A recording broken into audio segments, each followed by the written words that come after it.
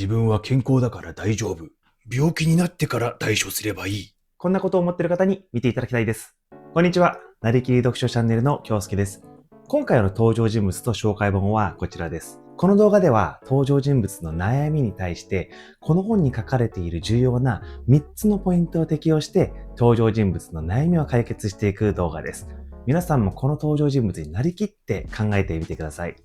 今回ご紹介するのは、医者の泉文隆さんが書いたヘルスメンテナンスです。皆さんは今、健康でしょうか？おそらく何も病気を抱えていない限り、自分は健康ですと答えるのではないでしょうか。著者が言ってるんですけど、実は多くの人が自分は健康だから大丈夫と思い込んでしまっているせいで、後々危険な状況を招くことがあるということなんです。また著者はこうも言っております。病気は見えるようになってからでは遅く、日頃からの対策が必要なんですということなんですね。病気になれば病院に通わないといけませんし、当然お金も時間もかかってきますよね。私も最近ちょっと免疫が落ちて風邪になったことがあるんですけど、それで病院に行ったんですよね。結構早い時間に行ったんですけど、めちゃくちゃ混んでるんですよね。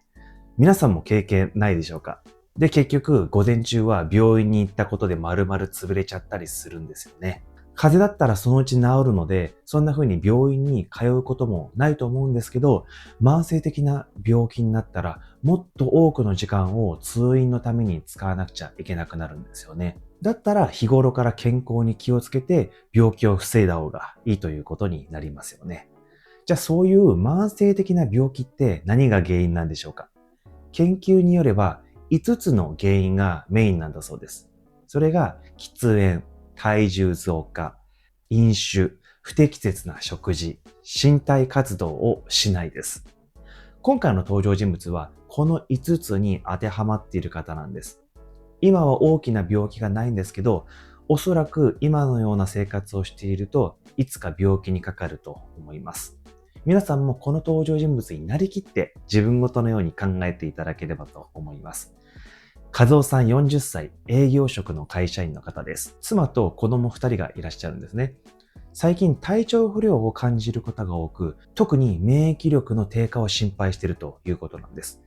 定期的な健康診断では異常はなかったんですけど、自分の体調に不安を感じ始めているということなんですね。この写真のように喫煙をよくするんですね。お酒を飲むことは付き合いでよく週末に行くということなんですね。平日は忙しくて運動はずっとしてないということなんですね。そして最近虫歯が増えたということなんです。歯医者にはちょっと面倒で行けてないということなんですね。健康が大切だということは分かってるんですけど、この日々のメンテナンスを怠りがちだということなんです。そんな和夫さんの目的は、健康な生活習慣を取り戻し、体調不良や免疫力低下の不安を解消するに設定いたしました。この本のポイントを3つにまとめつつ、それを今回の登場人物の和夫さんの悩みに当てはめていき、どのようにしたら和夫さんの悩みが解決し、目的を達成できるのか、ということをこれから説明していきたいと思います。一つ目のポイントは、喫煙をやめるです。喫煙者はタバコが害があると分かっているのになぜ吸ってしまうんでしょうか？それはその影響がすぐには出ないからなんですね。例えばタバコを吸った直後に肺が痛くなるとしたらどうでしょう？皆さん絶対吸わないですよね。またタバコにはニコチンが入っておりますよね。このニコチンが脳内の神経受容体に結合することでドーパミンの分泌を促進するんです。これによって快楽とか満足感を得やすくなってしまって依存してしまうということなんですね。ちなみに日本人はドーパミンを出しづらい遺伝子らしいので、ますますタバコに依存する人が増加してしまうというような危険があるんです。おそらく皆さんも知ってると思うんですけど、喫煙は肺がんとか心疾患、脳卒中など様々な生活習慣のリスクを高めることが科学的に証明されているんです。しかしそれらは喫煙してから10年以上経ってじわじわと症状に現れてくるんです。なので、ドーパミンを今すぐ出したいという快楽に負けてしまって、タバコを吸ってしまうということなんです。禁煙できない理由はドーパミンなので、他にドーパミンを出してくれるものがあるといいですよね。例えば App Store には禁煙駅伝っていうアプリがあるんです。これは仲間と励まし合い、禁煙を成功しようっていうコンセプトになってるんですね。自分で喫煙をする期間の目標をまず設定するんです。そして、禁煙をすればするほど節約した金額や節約した本数をカウントしてくれるんだそうです。禁煙すればするほど節約できるので、モチベーションが湧いてきますよね。しかも、禁煙フレンドをアプリ内で作って、その人たちとコメントをすることができるので、励まし合いながら禁煙ができるんですね。このように節約金額が分かったり、フレンドに頑張れって言われると、モチベーションが湧いてきますよね。実はその時にドーパミンが出るんです。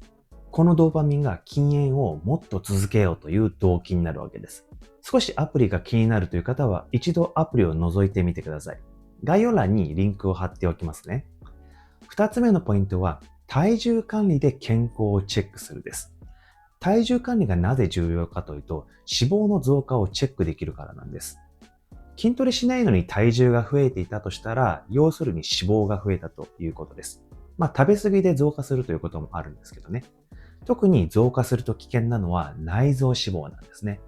内臓脂肪が増加すると高血圧、高血糖、脂質異常などのリスクを高めてしまって、将来的には糖尿病や血管疾患につながることがあるんですね。体重管理で重要なポイントは、食事だけで調整をしないということです。要するに運動をしましょうということなんですね。特に内臓脂肪を減らすには有酸素運動が効果的です。全身を使った運動は内臓脂肪を効率よく燃焼させるんですね。ウォーキングとかジョギングとかは有酸素運動の代表例ですよね。また体重管理するときに大切なのが体重計に乗ることですよね。例えば皆さん朝に歯磨きをしますよね。その時にほとんどの人がその場で歯磨きをすると思います。その時に体重計に乗ればいいんです。これなら習慣化できますし、全く負担にならないですよね。また、日々のデータを記録しておくと変化がわかるのでよりいいんです。例えば、ひふみという会社が出している体重計であれば、あらかじめ携帯に専用のアプリを入れておけば、体重計に乗るだけでデータを携帯に保存してくれるので、後から携帯でグラフを確認することができるんです。しかも体重だけではなくて、体脂肪、皮下脂肪、水分率とか、いろいろグラフで確かめることができるんですね。こうやってグラフで見える化することによって自分の体重が維持されているのか増加しているのかっていうことを日々チェックすることができるようになるわけです。こちらも概要欄にリンクを貼っておきますので、ぜひチェックしてみてください。3つ目のポイントは、口腔ケアをしっかりとするです。口腔ケアは虫歯や歯周病を減らすために非常に重要なんですね。近年この口の中の病気が全身の健康とも関連していることが分かってきたんだそうです。例えば歯周病は血管疾患や糖尿病、高血圧、さらには癌のリスクも高めてしまうということなんですね。また、タバコを吸うことも虫歯や歯周病を促進させるんですね。タバコは唾液の分泌を減らしてしまうので、口腔内のバランスを崩してしまうということなんです。また、タバコを吸うことで血行が悪くなるので、歯周病の進行が促進されて、歯がなくなるのが早くなってしまうということなんですね。大切なのはやっぱり歯を磨くことなんです。特に寝る前の歯磨きは一番大切です。夜寝てるときは唾液の分泌が減るんですよね。唾液は口の中の菌が悪さをしてくれるのを防いでくれるので、これが減る夜間は特に注意が必要なんです。なので、疲れていてベッドにいきなり飛び込んで寝るのではなくて、最低でも歯磨きはした方がいいです。また、酸性の食べ物を食べた後は口の中が酸性になるので、そのタイミングで歯を磨くと歯の表面が摩耗するリスクがあるんだそうです。なので歯磨きは食後の30分から60分経過した後がいいそうです。歯磨きの前後どちらでもいいんですが、デンタルフロスを使って歯間ケアを行うのも大切ですよね。歯磨きだけだとどうしても汚れを取りきれないんですよね。そうすると寝ている間に菌が増殖して虫歯や歯周病の原因になるんです。また、舌を磨くことで口腔内の菌を減らして口臭の防止であったり、歯周病のリスクを下げることができます。デンタルフロスも舌磨きも面倒だという方は、ウォーターピックという会社が出しているこの歯磨きの商品がいいかもしれません。この会社はアメリカで半世紀以上の歴史を持つブランドなんだそうです。歯ブラシ用、フロス用、歯磨き用で取り替える必要があるんですけど、電動ですし、水圧でお掃除してくれるので、負担なくできると思います。こちらも概要欄にリンクを貼っておきますね。はい、なりきり読書チャンネルいかがでしたでしょうか？今回のポイントを聞いて、いやいや、どれも当たり前じゃないですかと思った方もいらっしゃると思います。そうなんです。当たり前のことばかりなんですね。当たり前のメンテナンスを日頃からやることが大切なんです。分かっちゃいるけどめんどくさいと思う方は、こちらの動画も見てみてください。めんどくささを克服するためのヒントが書いてあります。今回の動画で健康管理のやり方が少しでも分かったという方は、いいねボタンを押してもらえると嬉しいです。皆さんが登場人物と同じ悩みを抱えてしまったとき、このチャンネルの動画がきっかけで解決のヒントにしてもらえるのが私にとって何よりの喜びでございます。ぜひチャンネル登録をしていただいて、いつでも見られるようにしていただけるとお役に立てると思います。それではまた会いましょう。